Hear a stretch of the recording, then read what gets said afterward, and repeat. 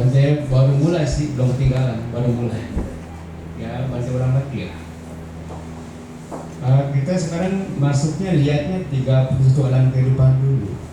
31 alam kehidupan. Nanti Bante akan peras cuma jadi 6 karakter, 6 sifat, 6 watak yang ada kita bawa. Semuanya tersimpan dalam sanya. Tahu nggak sanya? Sanya itu memori. Ya, nanti Bante akan jelaskan tentang batin kita sebagai manusia ya. Tapi ini Bante akan cerita watak dulu. Kita semua manusia yang ada di sini, yang di luar sana ya, kita semua punya 6 sifat, 6 watak. Dan setiap hari watak itu selalu berubah-ubah tergantung situasi. Ya, beda-beda tergantung apa yang kita terima dari orang lain, tergantung bagaimana perlakuan orang lain sama kita. Ya, tapi ya tergantung diri kita juga sih sebenarnya mah ya. Tapi ya namanya sebagai manusia biasa, biasanya perasaan kita tuh tergantung sama mereka yang di luar sana. Kalau mereka baik sama kita, kita bisa baik sama mereka gitu ya. Kalau mereka macam-macam sedikit aja, kita bisa jahat sama mereka. Di sini saya ingin kasih tahu kepada Anda bahwa kita punya 6 karakter. Nanti saya kasih tahu satu. Ya. Mulai dari yang paling bagus atau yang paling jelek? Yang paling jelek ya. Bagus kita udah ini ya. Karena manusia biasanya pandai menyembunyikan keburukannya. Jadi keburukannya saya bongkar dulu dari awal. Iya. Oke, kita ingin mengenal diri kita dulu. Karena meditasi kita ini nanti mungkin ada kaitannya dengan meditasi mengenal diri, siapa saya sebenarnya. Ya, meditasi mengenal diri. 1, kita punya sifat binatang. 2, kita punya sifat setan. Ya. 1, binatang, hewan. Ya kalau nggak tahu binatang ya hewan, animal bahasa Inggris. 2, kita punya watak setan, sifat setan. Udah ya 2. Yang ketiga, kita punya watak makhluk neraka.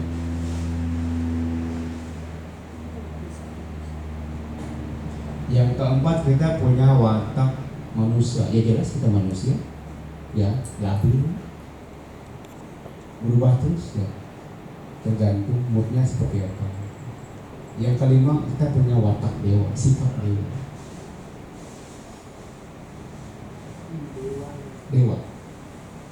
Dewa dewi lah, kalau perempuan dewi kan. Oke. Kalau laki-laki dewa. Yang keenam, kita punya watak Brahma, sifat Brahma aja. Paling tinggi untuk orang yang maaf sih ya di luar Buddhism ya, Brahma paling tinggi. Tapi kalau buat kita yang paling akhir itu puncaknya ya nggak ada tempatnya lagi, Nibbana. Ya karena apa?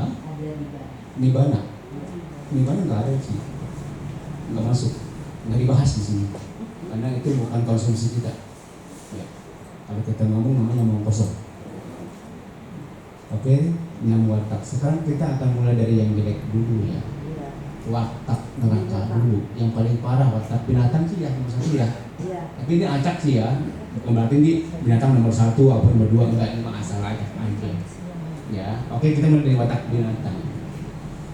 Sadar nggak kalau kita dalam satu hari misalnya dalam satu kesempatan kita sering jadi binatang, sadar nggak?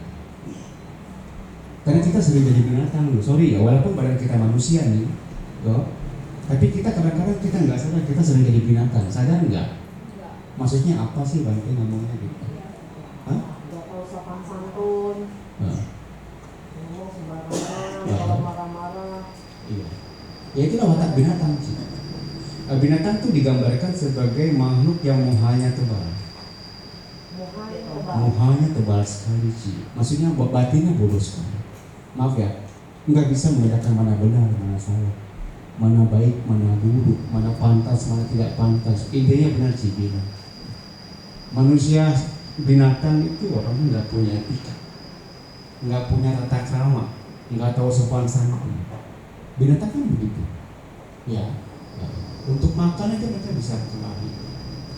Ya, mereka maaf ya, nggak punya sila kalau saya bilang ya, nggak ngerti sila, nggak pakai seperti itu.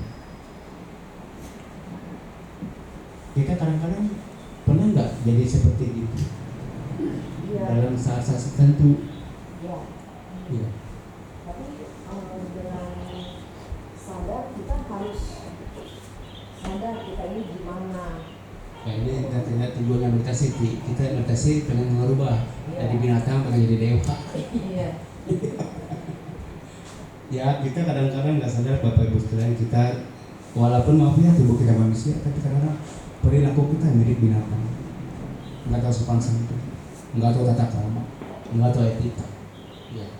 Kadang-kadang egoisnya tinggi sekali, mementingkan diri sendiri, tapi dia bisa menghancurkan orang lain, ya. Bisa mengalahkan orang lain. Dia nggak peduli dengan yang lain, tapi yang penting dia makan dulu sendiri. Contoh paling dekat, maaf ya, ngomongnya kasar ya. Contoh paling dekat kan keseharian kelihatan tuh maaf ya, anjing. Hewan anjing tahu ya? Anjing tuh kalau makan bisa berantem loh. Di sini saya kalau lagi makan pagi nih banyak anjing datang. Iya, saya sih gak undang, dia datang sendiri. Ya. Tapi kalau makan dia bisa pelari. Iya, kan sama sih, kan sama sifatnya. Ya beda lah dengan kita manusia ya, dia mengerti damai, nggak punya sila ya.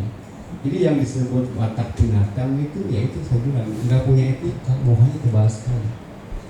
Ya, nggak bisa membedakan mana benar, mana salah, mana baik, mana buruk, mana yang layak, mana yang tidak layak, yang mana yang patut, yang tidak patut.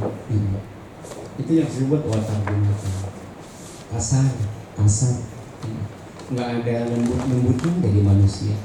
Ngomongnya kasar, perilakunya kasar. Ya. Pokoknya orangnya kasar sekali.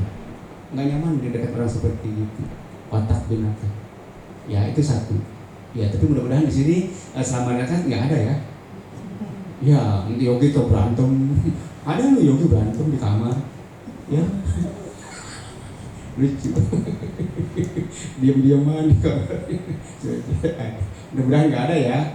Karena malu lu kita jadi yogi ya, bukan jadi hewan. Satu binatang. Yang kedua, kita punya watak setan, sifat setan. Apa itu sifat setan? Pak Nafi, banyak orang udah ngomong tuh. Apa sifat setan Pak Nafi? Ya, betul sih. Itu siapa namanya? Dewi. Oh ada tamu lagi, silakan sih. Udah sampai. Ci butuh kursi nggak? Butuh kursi, kalau butuh kursi bagi kursi. Serius. Kita ya iklan sih ya. Nah itu.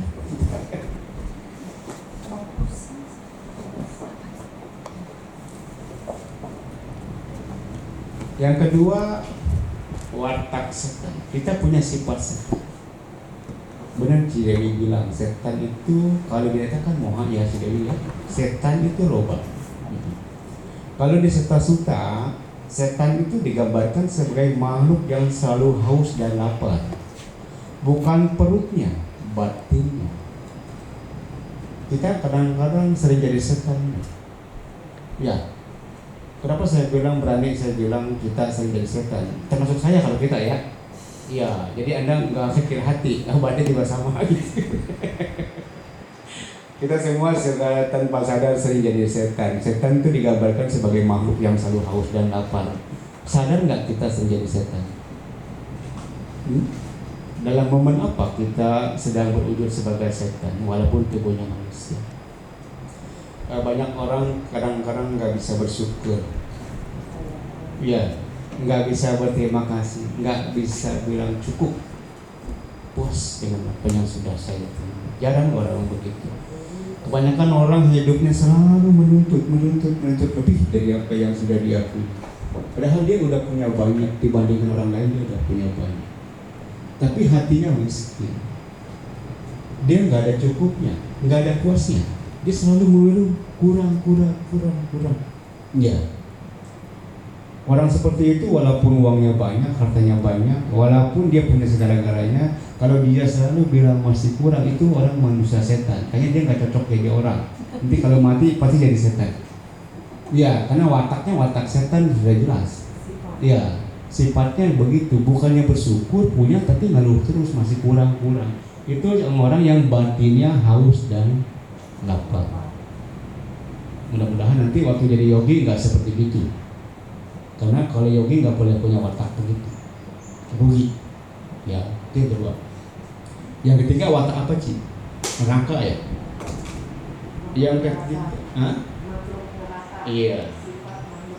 Sifat makhluk neraka itu nanti dia wataknya dominan dengan dosa mula kita. Dosa mula kita itu ya kalau terjemahan gampangnya sebenarnya penuh kebencian. Orangnya sirik, orangnya dengki, jahat. Ya, pikirannya selalu dipenuhi dengan rencana-rencana buruk. Iya. Orang ini senang punya masalah, dia kalau nggak punya masalah sakau deh sih. Iya. Dia senang cari masalah. Serem orang seperti itu serem lah, pokoknya ngeri. Iya. Dan dia senang sekali kalau lihat orang lain menderita. Kalau lihat orang lain bahagia, dia nggak senang. Iya. Itu watak neraka, jahat orangnya, nggak ada halus-halusnya. Ya, apa yang dia pikirkan selalu berusaha nyari-nyari konflik terus dengan orang lain, mencari-cari kesalahan orang, buat keributan, menimbulkan permusuhan, pertengkaran, ngeri seperti gitu. Iya, ada nggak di sini orang seperti gitu? Ada, iya. Tapi mudah-mudahan selama di sini nggak ada, nggak tahu kalau pulang. Janganlah kalau bisa, rugi banget ya. Itu watak neraka, orangnya jahat, dengki, sirik ya, punya prasangka buruk, selalu negatif thinking ya. Batinnya kalau Bante bilang sangat menderita, dia terbakar terus hatinya Pak Guru. Iya. Pengen beli mobil, tapi nggak punya duit. Susah. Pokoknya batinnya selalu terbakar. Ya terbakar oleh apa? Oleh api kebencian yang dia buat sendiri. Nggak bisa tenang, jauh dari tenang. Yang mudah-mudahan kita yang tiga itu kita tanggalkan. Jangan pelihara sifat-sifat seperti itu, karena yang rugi nanti kita sendiri. Karena dengan sifat-sifat seperti itu berarti kita sedang membuat jalan untuk menuju ke alam itu. Kalau ya. Yang di bawahnya biru ya? Yang 4 hitam bunyi. Yang 4 hitam ya. Iya. Raya, peta, Asura dan Tiracana. Raya itu neraka, Asura, peta itu hantu setan, Asura itu ya di atas setan Ci, masuk halus tapi sakti, hebat-hebat, punya kemampuan, ya bisa ini bisa itu. Tiracana itu binatang, ya.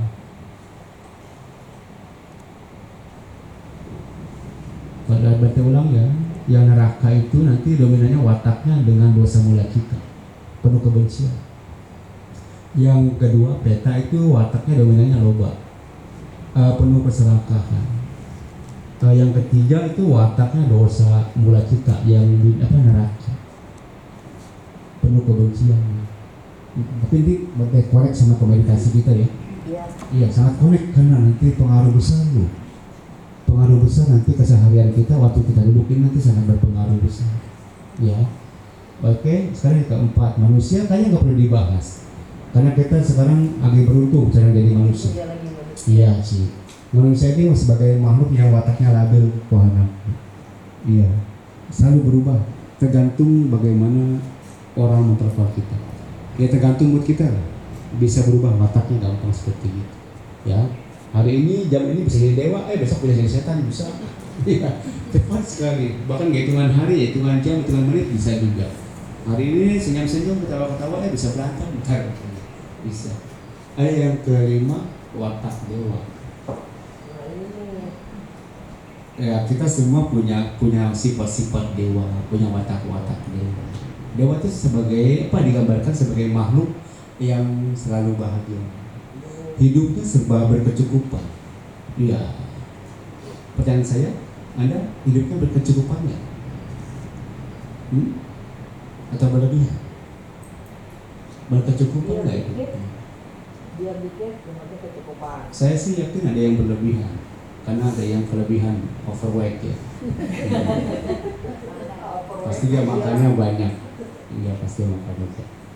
Kita sebenarnya kalau kita mau berpikir positif, kita ini manusia dewa. Ya, karena kita hidup serba berkecukupan, betul nggak? Ya, cuma kurang satu. Kita masih sulit bahagia, betul ya? Iya. Kalau makanan kayaknya cukup. Kalau tempat tinggal ada, kontrak juga nggak apa-apa, ya karena punya. Iya nggak? Dewa juga kontrak. Dewa kita adalah manusia dewa. Kekurangannya yaitu kita masih sulit bahagia. Kita masih susah bahagia. Tahu nggak tahu saya? Tanya sendiri. Kenapa tanya saya? Saya mah bahagia sih. Iya. Masa nanya saya? Situ yang punya masalah. Iya. Mana saya tahu? Ya dewa itu digambarkan sebagai makhluk yang selalu bahagia. Ya, jadi kalau kita ingin jadi dewa nggak perlu nunggu mati. Di sini pun kita bisa jadi dewa. Di sini Anda nanti akan diperlakukan seperti dewa. Kerjaannya cuma duduk jalan diperlakukan 2 kali. Air nggak bayar, listrik nggak bayar, semua nggak bayar. Anda diperlakukan sebagai dewa. Hebat. Iya. Nggak disuruh nyapu, nggak disuruh benawa. Tapi kalau mau nyapu nggak masalah. Silakan aja. Jadi kini Anda mulai hari ini sampai nanti pulang diperlakukan sebagai dewa. Tapi nggak tahu apakah Anda layak diperlakukan sebagai dewa atau enggak. Ya.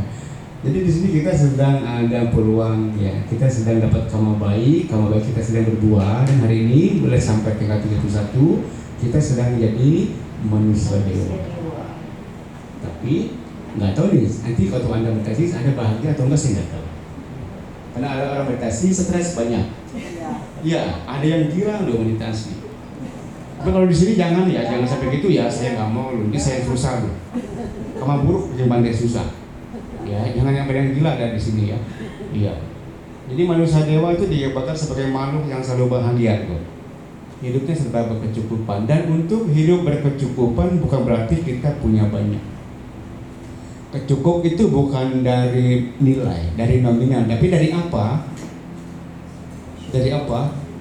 Cukup itu dari sini. Iya. Cukup itu dari sini. Dari hati. Kalau Anda bisa berpuas diri, ya itu cukup sudah.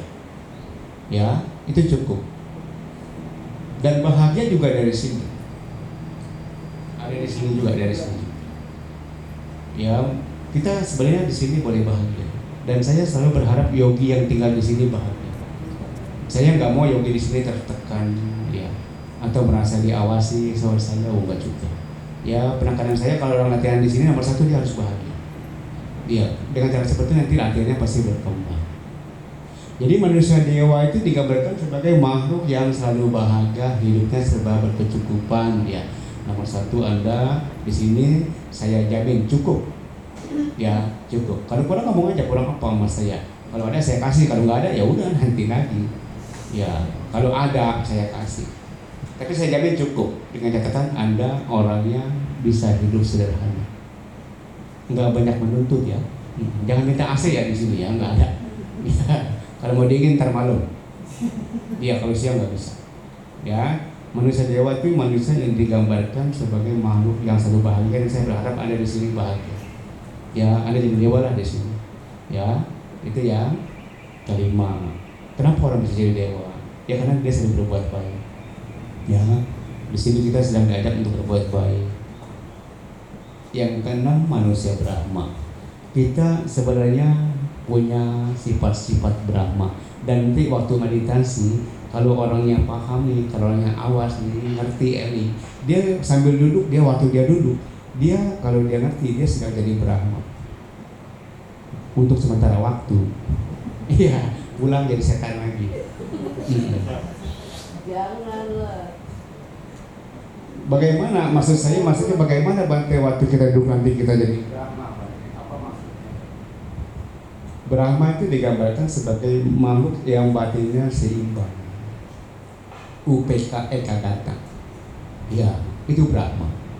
Jadi nanti kalau Anda meditasi, Anda bisa membuat batin Anda seimbang di sini ya. Iya, Anda nggak ngejar apa-apa, Anda juga nggak menghindari apa-apa. Anda cuma diam aja. Ya, kalau bahasa saya rest in peace, istirahat dalam damai. Ya, jadi kalau ingin istirahat dalam damai, nggak harus mati sih. Di sini kita bisa masih hidup, kita bisa istirahat dalam damai. Bagaimana caranya istirahat dalam damai? Kita harus berhenti. Berhenti apa? Berhenti mengejar, berhenti menghindar. Ngerti gak maksud penting? Karena yang bikin kita capek itu kita terus mengejar sesuatu. Iya, Bante pernah bilang begini, mereka mengejar waktu, mereka dikejar waktu, mereka terus berkejaran hingga lupa waktu. Aku di sini menikmati waktu. Banyak orang nggak sadar mereka setiap hari lari terus, ya, mereka mengejar sesuatu. Apa yang Anda kejar? Materi kan ya? Materi ya? Ya. Dapat nggak? Dapat. Pas dapat kemana? Dibuang. Ya, pakai poya-poya, kadang-kadang nggak bisa habisin. Kadang-kadang kita nggak sadar, Bapak Ibu sekalian, di luar sana kita seperti kuda. Setiap hari kita harus mengejar itu. Kalau nggak mengejar itu, matilah kita. Ya, salah Anda sendiri. Kenapa jadi berumah tangga? Kalau saya nggak harus begitu. Iya, santai aja gitu. Punya duit syukur, nggak punya duit nggak apa-apa. Emang nggak ada mau dibeli? Iya, kebutuhan sudah ada semua. Manusia dewa. Ya, yang disebut manusia Brahma itu nanti bisa kita rasakan di sini. Di sini. Malam ini pun bisa. Ya, tapi nggak gampang ya, nggak segampang Bante ngomong ya. Karena untuk bisa jadi manusia Brahma itu benar batinnya memang sedang kosong dari loba dosa moha. Sedang kosong dari itu. Ya bukan sedang bersih ya, kalau bersih mah jadi arahat. Sedang kosong, tak isi lagi sama loba dosa moha gitu. Yang disebut maksud manusia Brahma ini nanti waktu kita duduk, perasaan kita tenang senyuman. Tenang senyuman. Ya. Di situ tidak ada lagi kegelisahan, tidak ada lagi kekhawatiran, tidak ada lagi ketakutan, tidak ada lagi pengharapan, ya. Tidak ada lagi penolakan. Cuma diam aja. Walaupun di kondisi di luar kadang-kadang tidak sesuai, tapi tidak ada masalah. Diam aja. Batinnya tidak terganggu. Bisa nggak seperti itu? Bisa. Jangan bilang nggak bisa. Bisa sih pasti. Kan Bante bilang tadi kita punya watak Brahma. Iya, dan semuanya bibit-bibit itu masih ada, masih tersimpan di batin kita. Tersimpan di mana? Di sanya itu masih ada. Dan kalau kita mau munculkan, kira-kira bisa nggak? Oh bisa, orang watak setan aja bisa. Watak setan aja bisa munculin, watak neraka bisa dimunculin, watak binatang bisa dimunculin. Masa watak Brahma nggak bisa? Kan semuanya ada di sini semua. Iya, tempatnya masalahnya. Selama ini kita nggak tahu caranya. Ya, maaf ya teman-teman semua sekalian. Nanti saya akan masuk. Kalau ini sudah paham, sudah jelas, nanti saya pindah. Udah paham belum? Ya, udah paham ya. Kita ternyata punya potensi untuk jadi Brahma. Iya bisa. Ntar waktu duduk jadi Brahma. Sebentar aja nggak apa-apa. Mau 1 detik, 2 detik nggak apa-apa. Yang penting kumpulin. Kita jadi semenit. Kumpulin lagi kita jadi sejam nggak apa-apa. Ya. Iya Ci, entar lahir jadi Brahma lama-lama. Bisa seperti itu. Ya kalau ini udah dia mengerti, nanti saya akan masuk ke batin. Kita sikap. Kalau orang meditasi dia mesti tahu apa itu batin. Kalau nggak tahu percuma. Iya, nanti dia akan tersesat. Dia tidak akan paham. Ngapain saya waktu dulu? Harus bagaimana saya mesti duduk? Ya, apa yang harus saya lakukan waktu saya duduk? Kalau dengan hati batin, percuma. Mau duduk setahun nggak percuma. Terjadi batin lama-lama. Oke ya, sekarang kita bicara batinnya. Batin yang mana Bante? Kita cetasika itu batin Ci. Kita dan cetasika digabung itu namanya batin. Yang atas. Kita cetasika itu namanya batin. Lebih enak gimana? Saya ngomong pakai bahasa Indonesia aja atau campuran bahasa Pali? Bahasa Indonesia aja Bante. Indonesia aja ya. Ya udah, tapi kalau saya keceplosan bahasa Pali nggak apa-apa ya. Iya. Karena saya susah lah bicara Dhamma tanpa bahasa Pali. Iya susah, nggak ada padanan katanya. Tapi saya pasti akan terjemahkan ke bahasa Indonesia. Cita itu seringkali diterjemahkan sebagai pikiran atau kesadaran. Sebenarnya kesadaran mah winyana sebenarnya mah. Tapi ya nggak apalah ya. Cita itu seringkali diterjemahkan sebagai pikiran atau kesadaran. Tergantung nanti, tergantung sedang ngapain. Ya, cetasika itu nanti ada 3 sih sebenarnya. Ada wedana, ada sanya, ada sangkara. Itu bahasa Pali. Tapi ntar pakai bahasa Indonesia ya. Pakai bahasa Indonesia. Udahlah kalau yang susah mah lewatin aja, jangan ditulis. Itu malah jadi bingung. Meditasi jadi bingung ya. Ya, oke. Ini yang mana Bante? Yang 3 Cita ini, cetasika. ada 3 yang mana Bante? Yang sanya sama wedana sama sanya itu sangkaranya yang 50 sih. Yang 2 ini wedana sama sanya itu batin. Yang 50-nya sisanya itu namanya sangkara. Bentuk-bentuk batin, kalau di sini bentuk-bentuk batin. Nanti dari bentuk-bentuk sini, bentuk-bentuk batin bisa jadi bentuk-bentuk karma. Bahannya ini dia karma. Bentuk-bentuk batin ada di sini. Jahat atau baik ada di sini.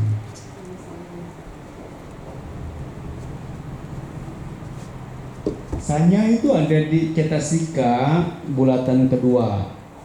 Ketiga. Pasa, wedana, sanya. Wedana, sanya itu batin, bagian dari batin. Sangkara juga bagian dari batin. Cita juga bagian dari batin. Nanti pakai menjelasin batin. Oke ya, simpel-simpelnya ya, jangan rumit-rumit ya. Baca kan langsung masuk ke batin aja. Ya. Kalau Cidewi pasti pernah belajar deh, berarti yakin. Kalau menurut Cidewi, batin itu apa? Nggak apa-apa, salah juga gak disalahin sih. Ntar dibetulin sama Bante. Pikiran, ada yawatin, yang sanjantung, apa lagi sih? Udah 2. Ya, oke, 50 sih nilainya. Yang lain, ada yang berani jawab? Apa itu batin? Kesadaran, perasaan, ingatan, memori apa lagi? Pikiran. Tahu kan yang ngantek sama saya. Saya sering ngomong, dia sering dengerin. Iya, ini dia kebiasaan sih. Jelas lah. Iya, jelas lah dia tahu lah, tiap hari kita ngomong Dhamma terus, ya pasti kan nyangkut di kepala dia tuh. Itulah untungnya bergaul dengan orang bijaksana. Sombong ya. Jadi teman-teman saudara sekalian, sebelum kita meditasi kita harus tahu batin. Apa itu batin? Ada batin ada 4. Sadulur papat kalau bahasa orang Jawa, orang Sunda kayak orang-orang zaman baheula tuh yang main spiritual ya. Batin itu ada 4. Sadulur papat. 1 pikiran, kata penting. 2 kesadaran. 3 memori. 4 perasaan. Pikiran mempengaruhi perasaan, kesadaran juga mempengaruhi perasaan, sama-sama. Pikiran mempengaruhi perasaan, kesadaran juga mempengaruhi perasaan. Sangat. Ya. Apa yang kita pikirkan nanti bisa tersimpan dalam memori. Yang baik, yang buruk kita simpan. Ya.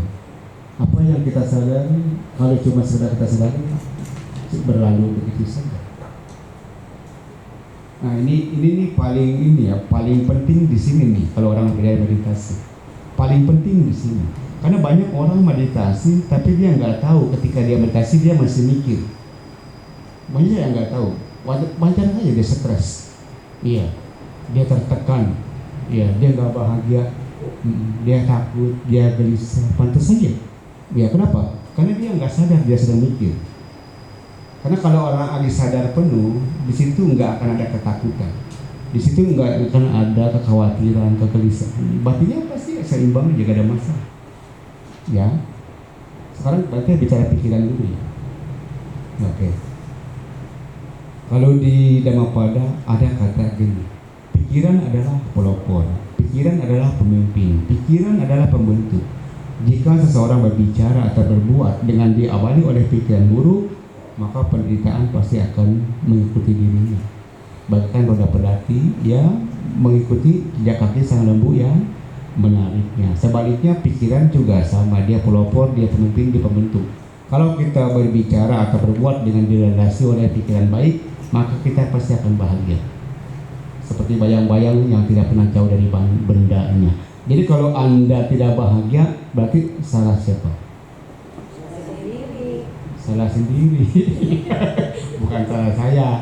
Iya. Kalau Anda bahagia, itu mau urusan Anda. Betul ya? Jadi kalau Anda tidak bahagia, berarti awalnya dari mana? Hah? Dari pikiran. Betul nggak? Lagi pikir apa? Jangan tanya saya. Tanya diri sendiri, mikirin apa bisa nggak bahagia? Tanya dong Bante, Boleh. perlakuan yang tidak benar. Hah? Misalnya nih contoh, kita mendapat perlakuan yang tidak Tidak benar. baik, tidak Ya, baik. misalnya gitu, itu membuat kita tidak bahagia. Dan Iya. itu juga dari pikiran. Emang. Bukannya karena perlakuan kita Eh. jadi ingat Oh, nih, enggak kamu gitu. dulu Kalau saya emang enggak gitu, saya beda sama Enci. Anjing menggonggong, kafilah santai aja sih. Kalau bisa kan. Anjing menggonggong, kafilah ngopi. Bisa sih, nanti Bante ajarin sih. Bagaimana batin kita bisa berdamai di antara orang-orang yang membenci. Asik sih. Iya, masalahnya mau ngalah nggak? Kalau mangkrang saya nggak bisa ngajarin. Iya, kalau mangkrang apalagi? Wah, ampun. Iya, terimalah karmamu padamu. Bisa sih, ini dengan meditasi nih sih, dengan meditasi nanti kita bisa berdamai dengan diri sendiri, kita bisa berdamai dengan musuh-musuh kita. Bahkan maaf ya ngomong sombong sih ya, kita bisa berdamai dengan kehidupan. Ya, saya. Masalahnya mau ngalah nggak, mau nerima nggak? Intinya dua kata, ngalah, nerima. Itu yang pertama. Iya, kalau mau beribut terus ya silakan. Iya, itu urusan situ. Kalau saya dengan beribut, ya saya ingin berdamai dengan hidup saya sendiri, saya ingin berdamai dengan musuh-musuh saya. Ya, saya ingin berdamai dengan kehidupan. Karena saya nggak mau konflik. Konflik itu capek, melelahkan, dan konflik itu kamu buruk, aku salah kamu. Bisa mengiring kita masuk neraka. Belum masuk neraka kita udah kebakar, kebakar oleh kebencian, betul, kemarahan yang terpendam. Ya, kok jadi benar saya tidak ngomong. Dan saya ngomong apa itu dipotong. Pikiran. Oke, balik lagi ke pikiran. Pikiran adalah pelopor.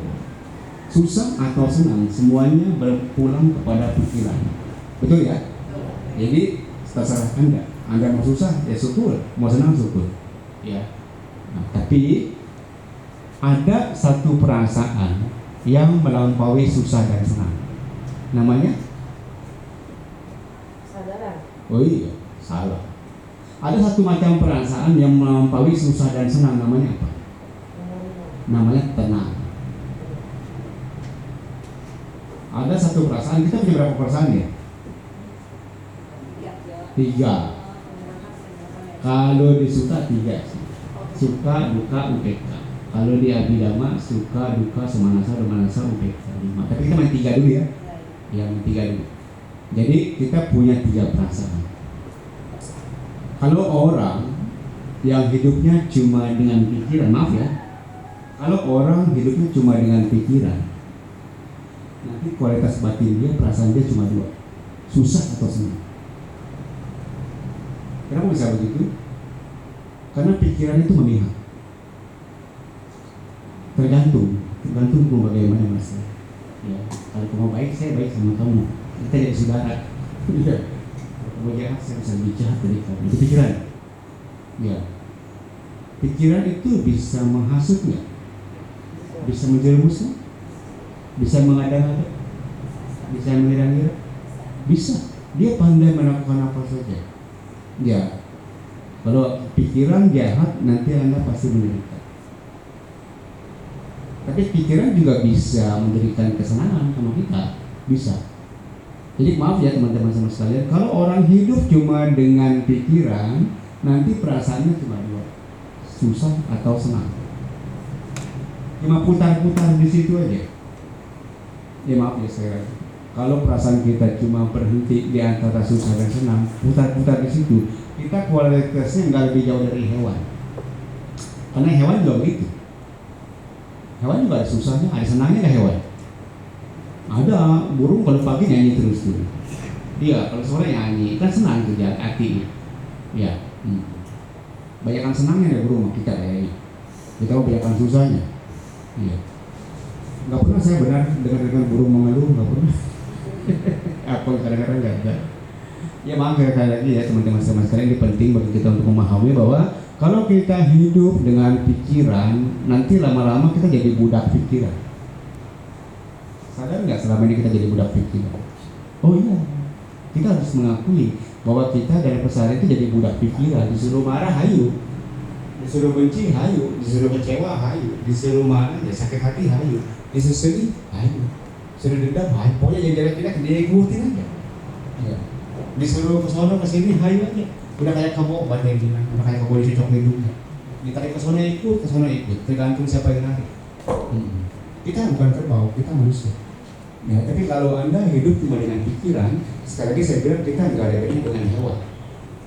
Setinggi-tingginya ya perasaan yang kita bisa nikmati cuma sampai mentok di batas senang, mentok di situ. Ya, sedangkan kan tadi Bante kasih tahu. Lebih tinggi mana kualitasnya, senang atau tenang? Tenang. Dan sekali lagi ya ini penting ya buat para yogi ya. Kalau Anda sini pengen tenang, latihan nanti jangan pakai pikiran. Latihannya jangan pakai pikiran. Karena kalau Anda di sini latihan masih pakai pikiran, Anda pasti akan terjebak di antara susah dan senang. Kuncinya di situ. Bagaimana nanti agar kita latihan meditasi kita tenang? Pakai apa Bante? Pakai apa? Coba. Wah bukan. Salah. Kesadaran. Masalahnya kita susah hidup dengan kesadaran. Kenapa? Karena habitnya hidup dengan pikiran. Disinilah kita ingin merubah diri, merubah cara hidup yang tadinya hidup dengan pikiran. Sekarang saya mau belajar hidup dengan penuh kesadaran. Saya jamin ya kalau Anda hidup dengan penuh kesadaran, di sini Anda akan hidup damai bahagia. Karena kesadaran itu tidak memihak, dia cuma tahu aja, selesai. Tapi susah loh kita manusia tahu selesai, susah. Karena kita manusia adalah makhluk yang sangat reaksional. Ya, selalu bereaksi, pasti kita bereaksi. Reaksinya, ya itu Bante bilang tadi, kalau pakai pikiran, reaksinya suka atau gak suka. Betul ya? Tapi kalau pakai kesadaran, nanti mudah-mudahan kita bisa bereaksi, tapi tidak terjebak di antara suka dan tidak suka. Sedikit doang sih reaksinya, setelah itu kita seimbang lagi. Kalau bahasa saya, goyang doang sedikit, baru kita seimbang lagi. Indahnya di situ, indahnya kesadaran di situ. Tapi kalau buat yang masih baru, pasti akan sering jatuh. Nggak akan gampang bisa belajar berdiri, susah. Waktu kita kecil dulu masih bayi, Anda semua dengan saya sama. Kita sama-sama nggak bisa berdiri. Jangan kan berdiri, berangkang aja belum bisa. Betul ya? Waktu kita dulu, waktu kecil belajar berdiri, berapa kali kita jatuh? Lupa, kan belum bisa ngitung Bante. Iya. Sama, nih waktu Anda meditasi nih, apalagi yang pemula nih, Anda pasti jatuh. Anda pasti jatuh berulang-ulang. Jatuh di antara apa Bante? Di antara suka dan tidak suka. Anda pasti menderita di sini. Kalau yang masih baru ya, kalau masih lama, ya udah lama sih kayaknya asik-asik aja. Iya. Kenapa? Karena dia dikasih wadah, dikasih tempat untuk jadi Brahma. Dia sedang jadi Brahma. Indah aja. Mau sehari semalam sih nggak ada urusan Bante. Saya nggak ada masalah gitu ya. Dia asik aja. Dan duduk itu buat dia indah. Iya, lama duduk buat dia tuh indah sekali. Ya, batinnya nggak ada masalah, happy aja. Ya, jadi teman-teman sekalian, kalau kita mau meditasi, kita harus kenal batin. Batin tadi ada berapa? 4, pikiran, kesadaran, memori, dan perasaan. Yang paling kita harus jadikan patokan pikiran dan kesadaran itu. Ya. pikiran dan kesadaran itu penting buat para yogi. Jadi itu waktu kita duduk, kalau bisa jangan banyak mikir lagi. Tapi susah Bante, kan kita kadang-kadang nggak mau mikir, tapi pikiran keluar terus, betul ya? Nggak mau sih Bante mikir. Ya nggak masalah sih, kalau udah ngerti mah sebenarnya nggak ada masalah. Pikiran mau kemana itu urusan dia. Yang penting yang sadar nggak ikut campur. Ya, susah Bante, kan saya bisa ikut campur. Kepo, iya. Ada apa aja pengen tahu, ya ada apa yang ikut campur, ya nggak tahu nanya ono nanya ini ya, ribet hidup ya. Ayo teman-teman sekalian, kebiasaan kita sehari-hari nanti mempengaruhi kita waktu duduk meditasi. Saya nggak tahu ya, saya nggak tahu Anda datang dari mana, Anda punya kebiasaan apa saya nggak tahu, tapi yang paling tahu adalah Anda sendiri. Ya, ini cuma kasih tahu aja. Kalau Anda di keseharian Anda punya kebiasaan mengejar terus ya, nggak ada puasnya, di sini Anda akan mengalami kesulitan. Kenapa? Karena watak itu akan kebawa ke sini, kebawa waktu Anda duduk.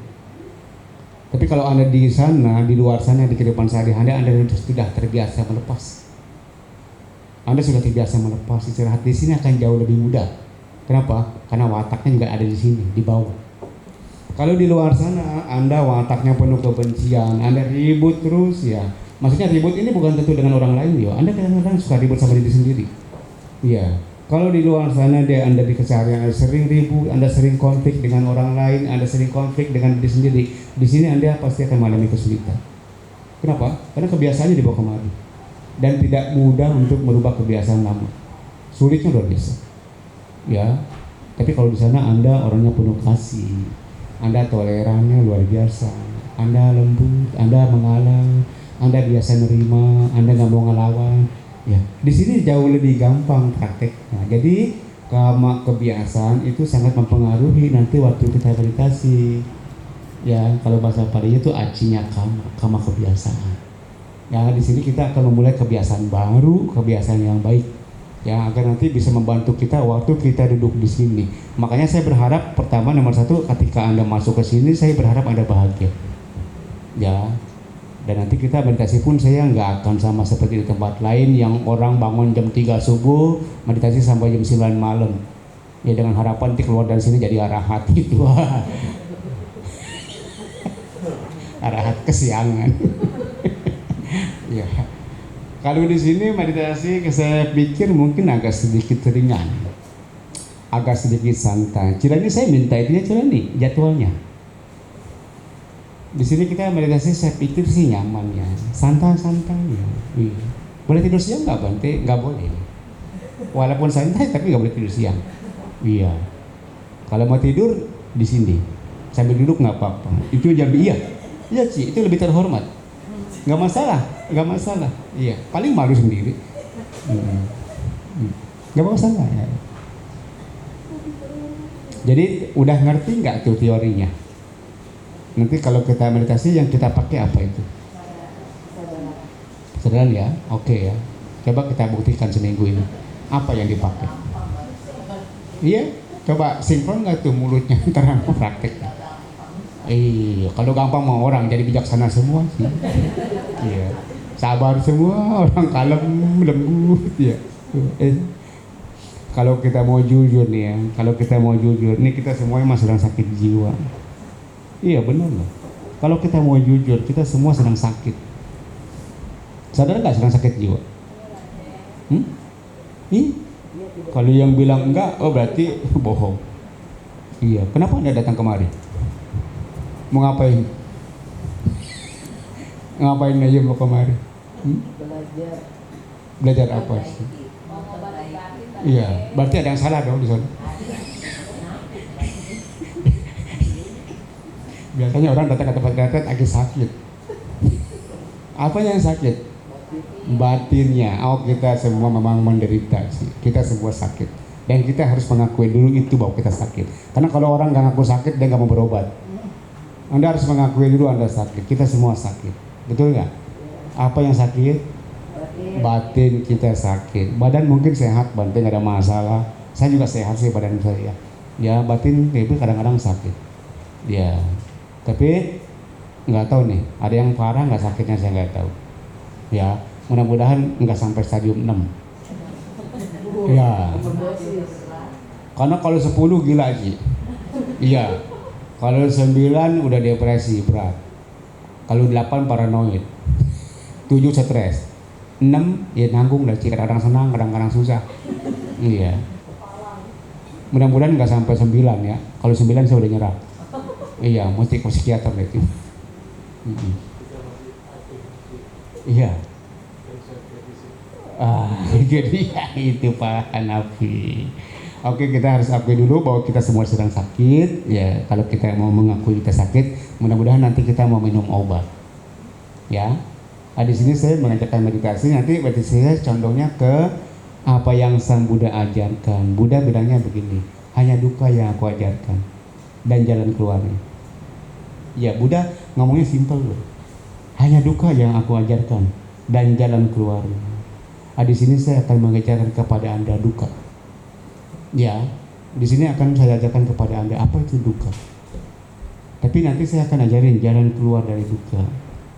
Kalau di dalam 4 keadaan mulia ada duka, ya betul ya. Ada sebab duka. Duka bisa lenyap ya. Jalannya masih ada semua, lengkap. Ya. Pertanyaan saya, apa itu duka? Duka itu penderitaan, dia peterimahan itu wajib. Kalau kita sering nih baca paritanya chanting pagi, chanting sore, ada tuh di situ tuh, atau di Dhammacakkappavattana Sutta, Buddha bilang begini, dikelompokkan sih. Jati piduka, jara piduka, maranam piduka, maksudnya kelahiran adalah duka, usia tua adalah duka, maranampi kematian adalah kesakitan, kesedihan, ratap tangis, ya. Berkumpul dengan yang tidak dicintai, berpisah dengan yang dicintai. Tapi yang paling penting singkatnya Buddha bilang 5 kelompok kemelekatan itulah sumber duka. Ya, rupu padana kando, wedanu padana kando, melekat sama rupa, bentuk. Bentuk yang kita anggap milik kita. Tubuh ini juga sama, melekat sama tubuh. Rupa padana kando, wedana padana kanda, dia melekat dengan perasaan. Yang jelek dia simpen, salah sendiri. Rupu padana kando, wedanu padana